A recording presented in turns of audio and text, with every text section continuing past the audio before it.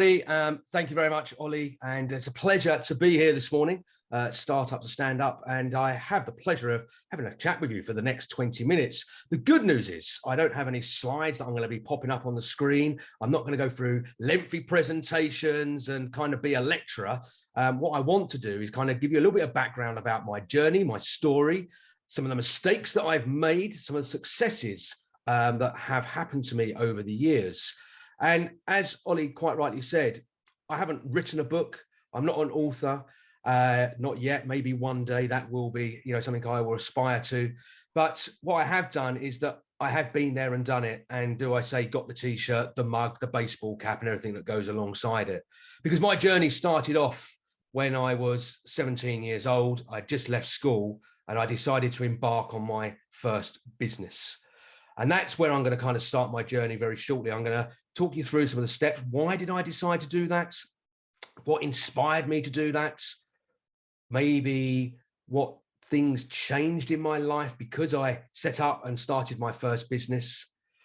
How I built that business into a global organization. So how we opened up satellite offices and delivered projects around the world for big and small, but big blue chip organizations and much smaller local businesses as well. How we got involved in some very strange types of projects, including gas and oil and things like Dolphin Migration, monitoring and stuff like that. I'll touch on that very shortly as well. And so I'm going to talk through a little bit of my journey, some of the stories that go there. Some will probably be, for some of you, you'll probably go, oh, that's really interesting because that's kind of what happened to me. Or it might be, it hasn't happened to you, but it might do at some point in the future. What I want to do is keep this as open, as interactive as possible. So if you have a question as we go through, pop it into the chat box. I'll keep an eye on that chat. If it's a burning question, give me a wave, shake your fist at me. Or if it's really burning, just unmute yourself and say, David, can we just pick up on that? I will try my best to cover as much as I can in the time that we have together. But if there is any questions thereafter, as long as Ollie's happy to, I'll share my contact details. You can reach out to me and we can continue the conversation thereafter as well. So I will share my contact details in the chat towards the end of today's session. So where do I really start? I suppose let's go back to 1995 when I left school, an Essex boy, born and bred. And for me, I was good at school. I enjoyed school. I had, a good circle of friends, and all my friends went off and did what was known as a YTS course then. It's kind of, went out there, wanted to earn money. A couple went off to university, made that decision. But for me, I decided that I wanted to set up my own business and be responsible for my own decisions. I wanted to generate my own income, and I wanted to challenge myself. So it all started by just repairing computers. I love tech. I always had done. I'd grown up with technology. I have a mind. I can look at something, can kind of work out how to fix it. In fact, my parents will tell you stories where, I decided to take the CD player apart because I wanted to know, and bear in mind, CD players don't exist now, but I wanted to know how it went together from an engineering point of view. Of course, when I took it apart, being young, I didn't know how to put it back together. There's lots of things I managed to destroy around the house, but that's a separate story. But where it's what set, I suppose, my journey going forward. I wanted to understand, how things work, what made them work. And that was where my interest grew. So I set up an IT company. It was providing services to the consumer as well as the B2B market, but very, very quickly realized that the consumer markets, no disrespect to them, are a pain in the bum.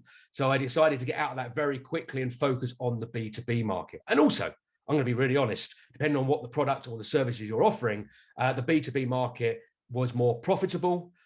We had more ability to grow and develop that. We weren't manufacturing widgets, wasn't stacking them high and selling them low. We were providing a managed professional service.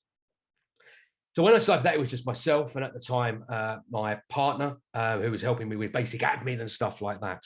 But very quickly, the company took momentum and we did local marketing and local advertising, and we had more work than we could handle. So after 6 months, I found my business partner who then joined me in the business. Now, very strange. He had no idea about electronics, computers, IT at all. In fact, he was doing a YTS scheme, working within a a garage as a car mechanic. I think they call them technicians now. That's the more kind of uprated version, but he was a car mechanic, getting his hands dirty. And I knew him from the pub that I went in and had a few drinks in. And I knew him from school days. We didn't go to the same school, but it was all about relationships. I got talking to him. He had a passion. He wanted to do something. And I said, well, come and join me. Come and work with me. I'll give you a percentage of the company. And don't quote me, but I think I gave him 25% at the initial startup. He didn't put much in, but what he did do is he put himself and applied himself into the business. I said to him on the day he started, you might not earn any money. If there's no money to take next week, then that's how it works. But I suppose being young, and at the time I had left home already, but responsibility was less. Didn't have, big mortgages, didn't have children running around, so it was a lot simpler and a lot easier for both of us. Now let's jump forward a little bit. We started to grow that company. We got more momentum. We started working with larger businesses within the Essex and home counties and London. And we started to grow our team. Very quickly, we were up to, 5, 6, 7, 8, 9, 10 members of the team. This magical thing happened in 1999. One of our clients was expanding themselves and took on a second location, another office. And they approached us as their IT provider and said, we need to connect these two offices together. We need to move our connectivity. So we need to move our data and our telephony. We need to make it one.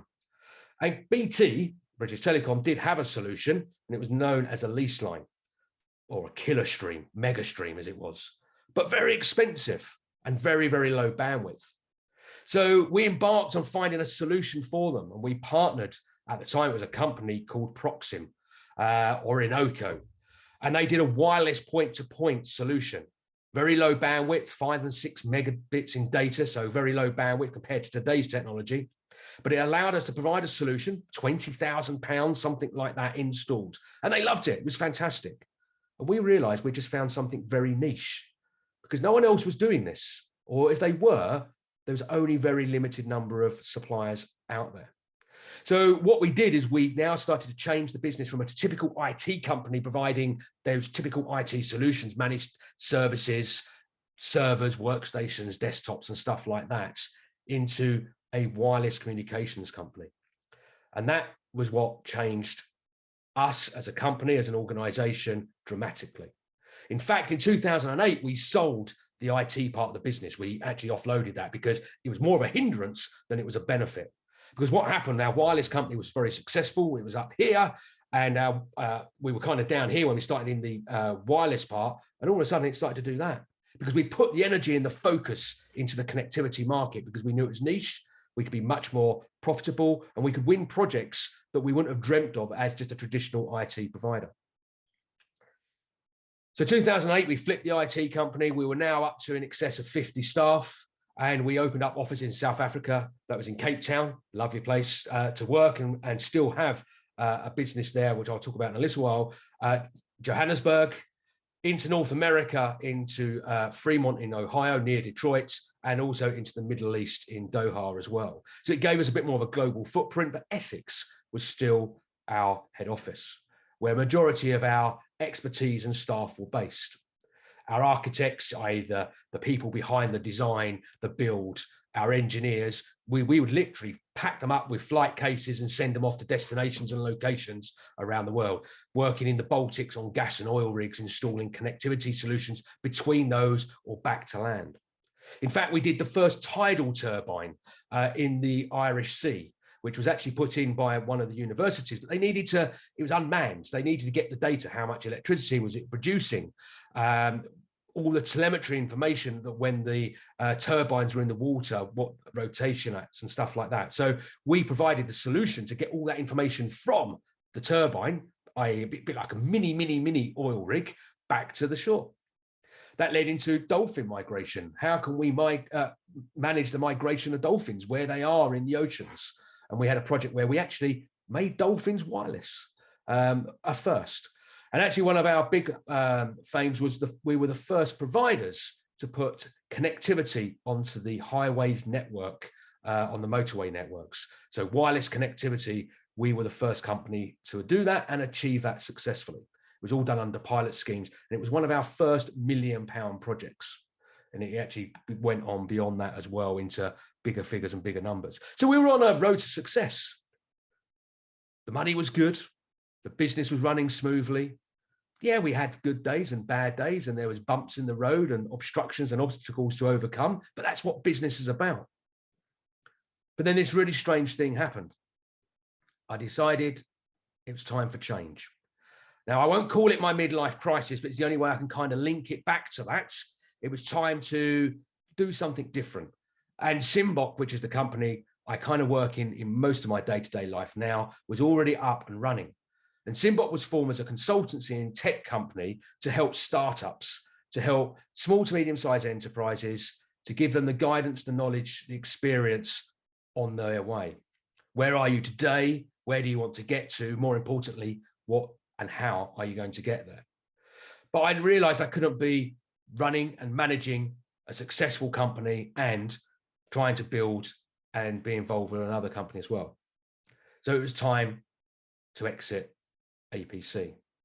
Now, it was really strange because I sat down with my business partner at the time. We went out for regular meetings. One of the things I would advise to you, if you get the chance, sit down. If you're in business with other people, take time out, sit down to have a breakfast, just have communication time. It's something I would highly recommend to you. Do it one morning per week. If you need more time, allocate it in the diary. Block it in every week. It's the most valuable thing that you will learn. And I sat down with him one morning and we were just talking, and I said, you know, well, it's busy and we're so busy. I said, I've got this going on, I've got that going on. A lot of it was obviously around our day-to-day business. I said, I really want to focus working on Symbok, which I was working with lots of universities and stuff like that as well. I said, maybe you should just buy me out. And it was a tongue-in-cheek comment. And he looked at me and smiled. And I knew then that was potentially the exit strategy that was starting. So that was December 2013. Can't remember the exact date, but first, second, third, it was quite early on. We were kind of getting ready to plan our 2014 year, start to put things into place. By the 31st of December, i.e. going into the 1st of January, the deal was done. The exit was organized, and it was simple because there wasn't much due diligence to do because we both had worked together for the best part, you know, of nearly 15, 16, 17 years. We'd known each other for in excess of 20 years. So the due diligence was quite simple in that respect of exiting the business. We come up with an arrangement that was good for both because I didn't want to put it crudely, screw him over. I wanted to leave the business intact. It was my legacy, and I want to still have involvement. We didn't fall out. We didn't clash. We were very different. And actually, different can be good. I'm very, let's get things done. No time for waiting. It's my entrepreneurial that comes out in me. If there's something to be done, let's get on and do it. No time to waste, where he was much more laid back. Let's sit back. Let's think about it. Let's sleep on it. Let's decide tomorrow. And that's what worked. We had that balance between us. So anyway, I exited the business and began focusing more on Symbok. Now, I'm not going to go into what Symbok really gets involved with, but as I say, it really helps businesses on their journey. I wear a couple of different hats as well. Federation of Small Businesses, some of you might recognise they're the largest business organisation in the UK, well in excess of 160,000 members. I've been a member myself for about 18, 19 years now, but I'm also the regional chair for the East of England. It's a voluntary role, but I love doing it. Why? Because I get to meet great people, great startups, great established businesses. I get to find out what they do, how they do it. I learn from them. They get the support from the FSB and myself. I'm also a STEM ambassador, science, technology, engineering, maths. I'm a great believer in putting something back. Okay, so there's quite a lot that I volunteer to do. Why? Because it's the next wave of entrepreneurs that are going to change our world. It's those startups for coming from secondary education, even primary. My journey as an entrepreneur started when I was at primary school. It all started actually, I got a paddling pool out one day when I was 7 years old, put it in the back garden, hot summer's day, filled it full of ice cold water, had two of them, put a slide into it, rope swing, and then I charged all my friends, lived on one of those big long streets, about 100 houses down each side. I charged all my friends 20 pence each to come in and utilize the facilities. That was my first money-making exercise, and it was fantastic. Until my mum shouted out, David, come here. I knew I was in trouble when she called me David. And I got dragged to one side, got told off, and then I had to tell them all to leave. And it was my first experience of actually having to refund everybody their money as well. So that's where my journey started at 7 years old. And there was lots of other things, paper rounds. I'd never lifted a paper myself. Had 5 paper rounds. I just employed everyone else to do it. I was a distribution center, got all the papers, handed them out, made sure they did the journey, did the paper round successfully. I was basically checking up on them. And yes, I did the things like selling sweets at school and stuff like that, which most others did. So I think, you know, the journey starts when we're quite young, or can start quite young. When did your journey start?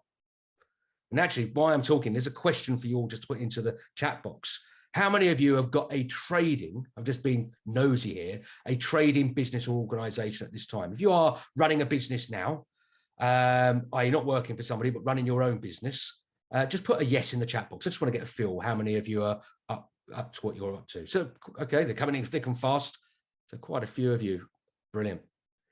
And you're going to have your own story to tell. And one other thing I will say to you, if you're not au fait with speaking in public, do find the time to learn that skill. It's one of the best skills you can ever have. Because I tell you why, the best way to sell and market who you are and what you do is to stand up and tell people that. Get out there networking, yeah, do all your other marketing, you know, through social media, flyers, leaflets, you know, old fashioned, you know, post, lumpy mail, whatever it's going to be. There's so many different ways of marketing your business, but the best way, I can assure you 100% the best way, is stand on a stage. And I don't mean you have to be in front of thousands of people. A stage could be just at a breakfast meeting or something like that, and share with people what you do. Share your stories, share things that work, share things that don't. Offer your experience and knowledge for free. The money will follow. So just get out there, just start to mingle. My top tip is relationships, relationships, relationships. Build those relationships, develop those relationships, and keep maintaining those relationships as well. The people that you collaborate and build relationships with today will be so important to your future. An example of this, in 2008 at a conference in Malta, I was there with Motorola, because we were Motorola, by the way, back in APC days when I was there, we were Motorola's biggest application partner in the EMEA, that's Europe, Middle East and Africa. And we were very well known for the projects that we delivered. Big blue chip names I mentioned, like the Harrods Group, Caterpillar, Apple, Dell. Okay, I can go on with the big blue chip companies and smaller as well, smaller organizations. And because of that, we were award winning. Not just the company, but I was as well. But I met a gentleman, 2008, at a table having dinner. We connected on LinkedIn. LinkedIn was still quite, you know, early days then. And we stayed in touch, just the odd message now and then. And last year, about 18 months ago, he launched his business called Step Tribe, which is a well-being and health app. And he asked me if I could give him some guidance, some assistance. So I did, for free, no charge, 3 or 4 months of my time here and there. And now I'm a shareholder and a director in the company and have 50% shareholding. Not because I forced my way in, because he said, David, will you join me? Because of the value that I can add. So the relationships you build are so important. Keep communicating, keep connecting, keep talking to people. So how has the internet, how has technology, how has the pandemic changed the world? The last 2 years, most of you can probably cast your minds back to March the 23rd, 2020, when the world started to shut down. We were talking about it just before you come in, and we thought it would be 3 or 4 weeks, but it ended up being, as we know, certainly a few years. And are we at the end of it? Possibly, hopefully, fingers crossed, but possibly not. But what has done, things have changed. Technology has advanced at its quickest rates ever. Technology companies have become very important. And in fact, I'm going to quote here, the pace of change has never been that fast, but it will never be that slow again. Think about that. It's never been that fast, but it's never going to be that slow again. And that is really fundamental, that things are changing very, very quickly. And I know quite a lot of you are technology-based, maybe app-based companies or utilizing technology. The things like Zoom, Teams, prior to lockdown, was not really utilized very much. In fact, I lived in Spain for 3 years, and I spent pretty much 2 years of the pandemic in Spain locked away. It wasn't much different. It was just sunny outside, and I could enjoy the outside life in our back garden and stuff like that. But what did happen, it allowed me to start working with my clients much more closely because they adopted video conferencing. They adopted the tools that are available to us. And that's where we've changed. We won't ever go back. We're going to carry on using these dynamic tools that are available at our fingertips on our mobile devices, such as your phones, on tablets, on desktops, on laptops. And I think they're super important. Today, we're meeting up. For this to be organized face-to-face would probably be a little bit tougher, probably won't work for you all because you're traveling, all from probably different locations as well. So these tools are super important. It allows us to keep that collaboration going. But you can't be face-to-face. You can't be being in the same room with somebody, having that conversation. I used to get on flights. I haven't done many of those recently. I was in Barcelona in March, actually, for Mobile World Congress. We had a stand there. But prior to that, last year, I come back from Spain. That was the last time I flew. Most of us haven't traveled a lot in the last few years. Some of you will have holidays booked. But I used to get on flights and travel to literally other countries around the world to do a handshake or to discuss the final parts of the deal, because that's how business is done. So much can be done through a screen. So much can be done through an email. So much can be done through a messaging system.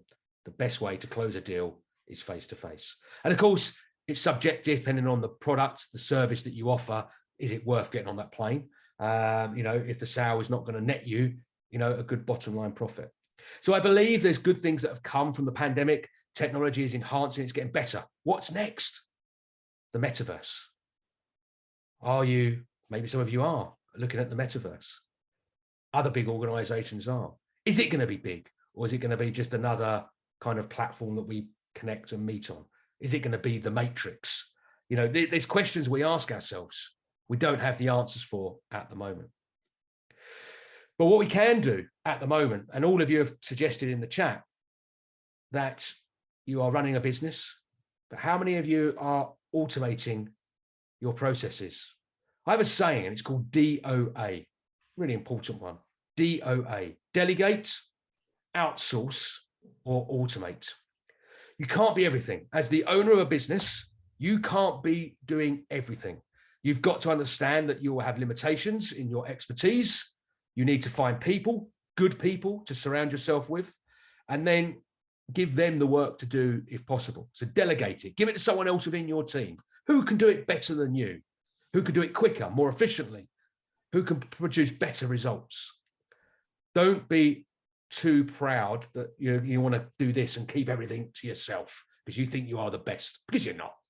You're good at what you do, but there's people better than you who can do other elements. So delegate it out to someone else. If there's no one in your team that can do it, outsource it. Give it to somebody else. Give it to the professional. If you need something designed or printed, give it to them. If you need your IT managing, find the IT experts. If you need a marketeer, get the marketeer. If you need people to sell the product, bring in the sales specialists. So outsource it. And if neither of those work, how can you automate it? What can you do to automate the processes within your business? And there's lots of things we could talk about on automation, but things like campaign management. So if you are going to do marketing, using campaign management. So for example, I'm going to use just a snippet here. If you send out an email, okay, and it's kind of I'm going to be very careful with my wording, but maybe a newsletter or spammy type email, there's going to be various things that you want them to do. Call to actions, click here, do this, do that. Now, if they click on something, I watch this video and they click on it, you don't have to sit there and type up the follow-up email because they've clicked on it. Set it and automate it. So it will then send out a follow-up. I hope you enjoyed the video you watched. Okay. And then give them the next part of that email campaign. But there's lots of other things, things that you can integrate into your business as well. Think about what you could automate. A couple of really good tools you might already use. One is called Zapier. So it basically links lots of different applications and software programs together. So if you've got information coming in, you can spit it out maybe into your CRM system, maybe if you're using Slack or another application. So you can start to take data, transform it and put it out. But what it does, it's automated. You don't have to get involved. You don't have to click. You don't have to do the job. It does it automatically. And another one, really good one, if this, then that. So it's called Ifttt. If this, then do that, basically. So something happens, then do this. Both of them are very low cost. but can produce high output results. So what can you automate in your business when you're hopefully back on a beach, sipping on your cocktail, watching the sunset? You know that things are happening in your business because you've delegated it, someone's doing it for you, you've outsourced it, someone's doing it for you, or an organization is, or it is being automated. When you're asleep at night or you're away on holiday, you know those processes, that automation is always happening. Of course, keep an eye on it. But machines are not a replace for human. We need the technology, it does great things, but we need the right people. And that is something you'll never be able to replace, I don't think, ever with a computer or a robot or a machine. The human interaction, the human ability, in most cases, to make the right decision at the right time and the right place. And that's where you need to employ the best of the best, or you need to find the best people to outsource to. So there's a couple of things. I'm just going to share a couple of images with you, actually. If I can make this work, let's just click away. So the first one, he says, is this. Hopefully, can you see this picture here with 3 people on the screen? Is that coming up on your end? Yes, perfect. So it's not got a red border around it. So just wanted to check. Okay, so that's me, slightly younger there. This is a few years ago. The lady on my left is my wife. Does anyone know who that person is in the middle? I'll give you a little clue. It's the only billionaire I've ever met. I had the pleasure of meeting. I had the pleasure of having a conversation with, having a photo taken, having a grin and a grip, as they call it. My wife got a kiss and a cuddle. It's Wozniak. Steve Wozniak, yeah. I was so jealous of my wife. I wanted the kiss and the cuddle. I'll be really honest. You know, someone as a young boy, I've grown up. I've been a great fan of tech, and Apple is kind of a company that I inspire to. And this is what you also will find really useful. Inspire to other organizations, other people out there. Apple is a great one because whether you like their product, use their product or not, they are great at doing certain things. One of the things they're great at is making great product and doing great marketing. And I always say, top tip for you here, swipe and redeploy. And what do I mean by that? Look at what others do well, where they've spent millions in some cases investing into ideas. Take their ideas that work, rejig it, because you can't copy. That's not what I'm suggesting here. Change it slightly to your business, to your needs, and then redeploy it. I can't promise you everything everyone else has done is going to work for you. And there'll be lots of things that other people have done that won't work for them, but will work for you. But, you know, using some common sense, you can kind of look at what does work and what doesn't work. So swipe and redeploy. It's something I would highly recommend that you do look at. To wrap up, because time is short, who thinks, and you've all said you run a business, who thinks they're an entrepreneur? Just out of interest. Who thinks they're entrepreneurial? Ollie's got his hand up straight away. Okay, look, good, excellent. I was hoping that you're going to put your hands up. I was hoping people weren't going to kind of go, well, I'm not quite sure. Out of interest, does anyone know, or what is their definition of an entrepreneur? Might be easy, you can type it if you like, but it might be easy to try and mute yourself if you want to give me your definition of an entrepreneur. Anyone want to suggest what their definition of an entrepreneur is? Can I quickly come in here? Go for it, Gary. Actually, before this call, yeah, I thought I was an entrepreneur and I'm an ideas person, yeah.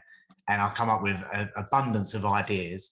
But before this call, what makes me think I'm not an entrepreneur is when you said when you were 7 that you were selling stuff for 20p. I've never been that person. So I'm wondering whether an entrepreneur is someone who likes to make money or have ideas or is creative. So yeah, I'm not 100% sure what an entrepreneur is, to be honest. All 3 of those, I think, because actually there is 3 types of entrepreneur, isn't there? You've got the creative, you've got the creator, the builder, and the operator. That's it. So there you're kind of 3 entrepreneurs. But yeah, okay, my journey started when I was 7 years old, and that's kind of pretty what led me to where I am now. But can you become an entrepreneur later on in life? I absolutely believe so. I mean, the definition, and I've written this down, the definition of an entrepreneur is a person who sets up a business or businesses taking financial risk in the hope of profit. That is the boring definition of an entrepreneur. That's what the dictionary states. And I'm not saying it's not right, but my definition of an entrepreneur is someone that has vision, someone that's a doer, is going to make things happen.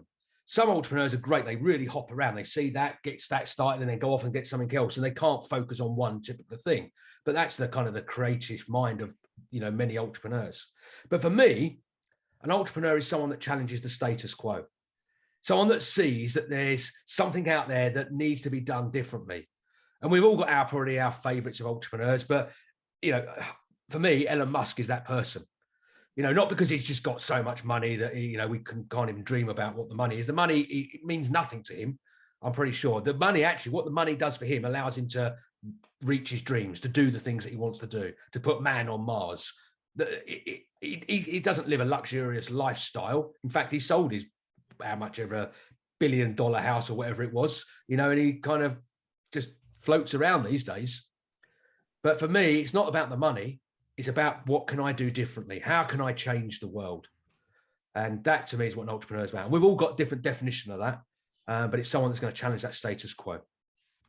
So I wanted to kind of leave you with that is I wanted to see if you're all entrepreneurial in the respect that you think you are, and you all are. Firstly, you're here now. You're listening to me. You're listening to what others are offering, the advice, the knowledge and experience, and you're going to go off and do your own thing. And I hope whatever it is that you're doing, whatever your journey path is, that it's a successful one.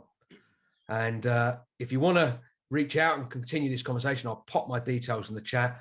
I'd encourage any of you for a follow-up conversation, connect on LinkedIn, because you never know, 12, 13 years later, we could be working together in your business. I'll leave it there. Thank you very much. I'll hand back over to Ollie.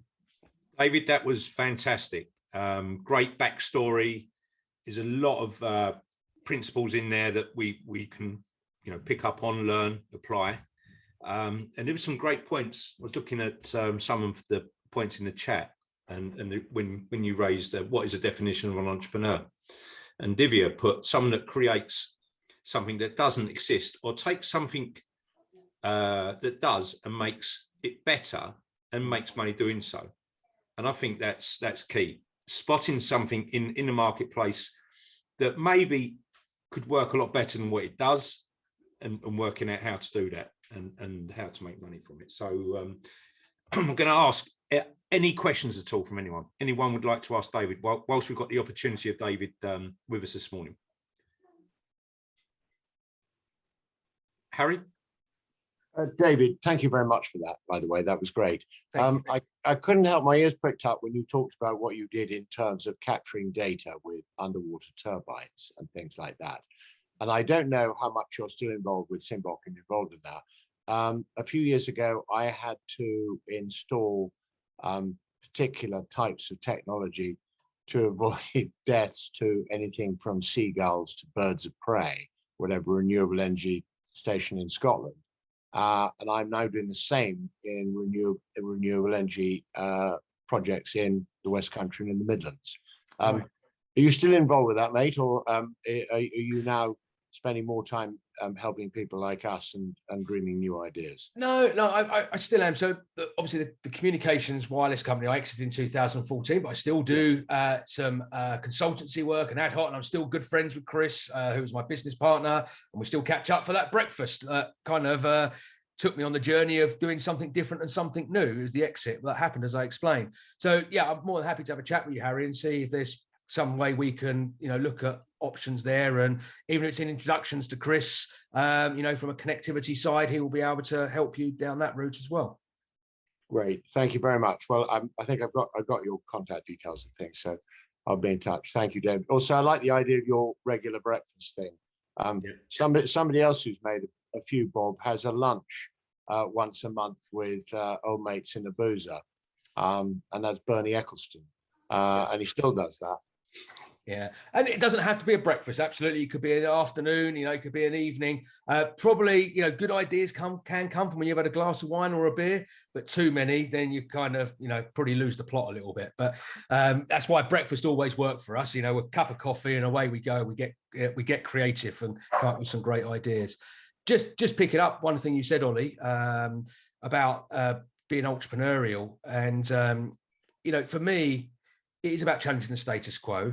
Lots of people think you've got to be entrepreneurial, you've got to come up with something new and different and never been done before.